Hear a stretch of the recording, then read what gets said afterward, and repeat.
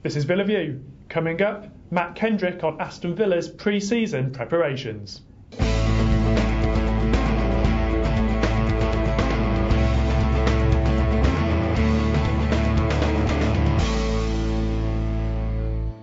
Hello and welcome to Villa View. I'm Paul Bradley and I'm joined in our Fort Dunlop studios by Aston Villa correspondent Matt Kendrick. Hi Matt. Hello there.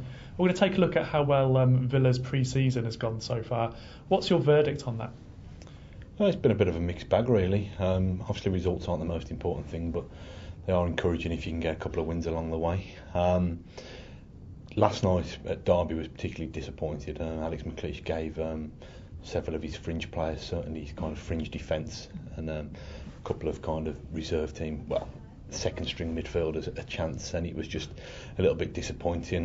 Just didn't seem interested enough. Interestingly, Barry Bannon and Darren Bent both tweeted at the end, thanks to the 3,000 fans who came along, but it's not good enough, and we're aware of that, and we need to do better. McLeish admitted as much himself at the end of the match. It's all about kind of trying to kind of crank up the fitness levels. I think that's four friendlies now. Obviously, they beat Walsall at Walsall, and they beat Blackburn in Hong Kong and lost to Chelsea in Hong Kong, and now lost to Derby. So one more friendly away at Braga on Saturday in Portugal, and then it's just up to McLeish and his coaches to try and work their magic to try and tweak everybody to make sure they're fully fit for the Premier League opener at Fulham a week on Saturday.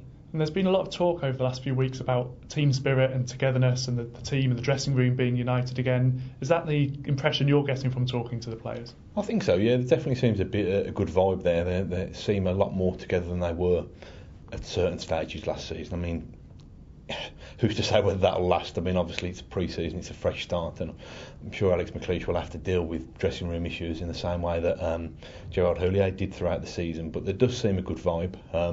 The manager made a big point out in Hong Kong last week of making sure the players were virtually living in each other's pockets. I don't think they were allowed to go anywhere, particularly in small groups. I think whenever they went somewhere, they went en masse.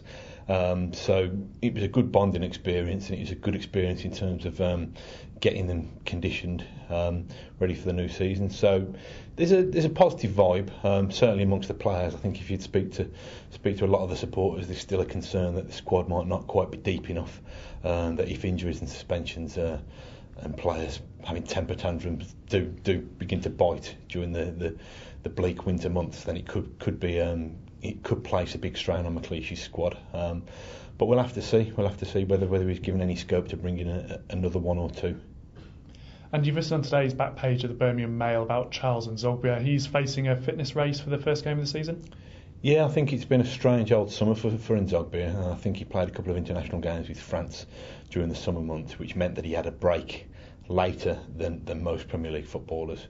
I think he trained perhaps once with Wigan before Wigan decided that rather than take him on their pre-season tour of, I think it was Austria, they decided to let him have another break. So I think he spent the last week in Dubai, just relaxing around the pool. He trained with Villa on Tuesday for the first time. I think he's trained today. He's due to fly out to Portugal tomorrow morning with the rest of the squad, or the rest of the players that McLeish chooses to take to Portugal. He's been penciled in for a debut, be that a kind of just the first half, or be it just a brief cameo from the bench in the second half. I don't think McLeish has decided that yet. But they're optimistic that N'Zogbia will be fit enough to play some part at Fulham a week on Saturday. Now, it's just my hunch that he won't be ready enough to start that game at Craven Cottage, so he'll probably be used as an impact substitute from the bench, I should imagine. And just lastly, Villa fans are still wondering if there's going to be any new people coming into Villa Park. From what you're hearing, how likely would you say that was? I wouldn't rule it out. I mean, I think kind of Shay Given and Charles N'Zogbia are the big signings of the summer. I think there possibly is scope to bring in a loanee or somebody on a free transfer, but that would depend massively on the type of wages that they were commanding. I've heard Joey Barton's name kind of bandied around since it became clear that Newcastle would allow him to leave on a free. I just don't think, I stand to be corrected, but I just don't think that Villa would be in the market for a player who would command wages of upwards of £50,000 a week.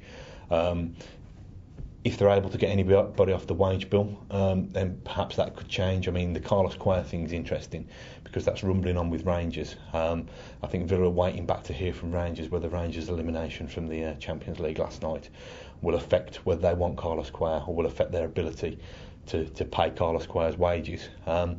If Quayle does leave and perhaps another player leaves, then that might free up a wage for a bigger player. But at the moment, I think it's probably kind of more likely that there won't be anybody in than it is that there will be somebody in. So, but we'll watch this space.